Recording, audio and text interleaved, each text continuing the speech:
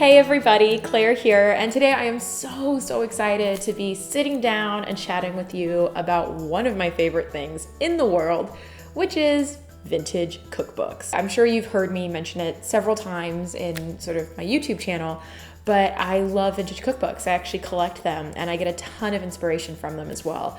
I actually am a huge food history nerd. I love food history. That's how I actually got into food to begin with. And so vintage cookbooks to me are honestly the closest thing to a time machine I think any of us have, because you read these books and you understand the people and you understand their perspective on food, and it just gives you such a full picture of what life was like back then. So I thought it'd be really fun to share with you some of my favorites. So I literally ran around my house and just grabbed a few of them, and I'll also share some tips for collecting vintage cookbooks for yourself. I specifically chose books that I thought would be easy to find. I didn't want to pick anything too obscure. So each one of these videos is going to feature a different book. So please make sure to check out all the videos I'm doing on these awesome, really delicious, really fun books. All right, so the first book I'm doing is The Colony by Isles Brody. So Isles Brody is a character. He was the food writer for, I believe, Esquire magazine in the 40s. He's of Czech background, so he's, at the time, Czechoslovakia. He's from Czechoslovakia. So that means he has a really witty sense of humor. He's a little mischievous. And I also am not sure if he's the most unbiased author. I feel like there's a lot of sort of tall tales in his books, but I love this one. It's about the bistro, The Colony, which was a New York staple, a Manhattan staple during the 30s and into the 40s. It was where every celebrity, every socialite would go to dine. It was their little hangout. It kind of, reading this, it actually sounds a lot like Soho House, but without a membership, meaning it's supposed to be kind of casual and understated and everyone is there, but you know, it's pretty laid back. Like no one would ever walk up to someone for an autograph or something like that. I actually pulled a little chapter of it that I wanted to read to you guys, because then it would give you sort of like a taste, if you will, of why I love this book. But let me tell you another secret reason for The Colony's excellence. The kitchen is extraordinarily well situated, being very near to both the dining room and the bar, an advantage quite immeasurable.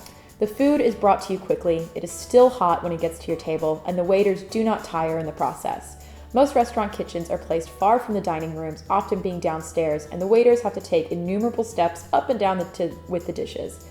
Also, the Colony kitchen is long, so that many waiters can ask the different chefs for orders at the same time and do not have to stand in queues. And he basically goes into explicit detail of sort of the making of a restaurant. And it's just such an amazing snapshot as to what like food in the 30s in New York looked like. If you're at all interested in restaurant culture, this is, I think, a must read. The other cool thing is the back of the book has, I love these recipes. All the recipes are written in paragraph format with absolutely no information. I've tried to cook from this and it's a little challenging, but for instance, let's see, string bean salad. It's literally 3 lines long. Either leftover string beans or canned variety may be employed. Season the cold string beans with salt, pepper, oil, and vinegar, and chopped parsley. And that's it. That is the entire recipe. Anyway, I love this book so much. It's from 1946. It's so fun, and it just gives you a brilliant snapshot. What I love most is the owner of the restaurant, Gene Caruti, I believe. He actually had a house on Long Island, and so during World War II, it was really hard to get access to fresh fruits and vegetables. So he actually grew everything. So I love that The Colony was farm to table before, like how we know farm to table as being a thing. He would just literally bring, oh, the lettuce I grew from my home, like in Long Island, let's cook with it. So I don't know, I just love little tidbits like that, and it's so much fun. All right, well, that is The Colony.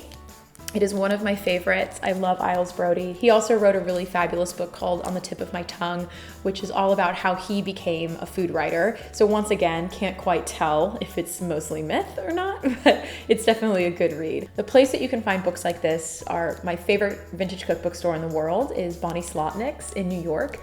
She recently moved locations, but you can find her online. Also, ABE Books, that is a rare and vintage book seller, so you can find a lot of books there. Also eBay, but honestly, if Bonnie doesn't have it, just email her, she can dig it up. Or if you find it on ABE, those are two of the best places to look. All right, well, thanks guys. Hope you enjoyed me nerding out a little bit, and I'll talk to you next time. Bye.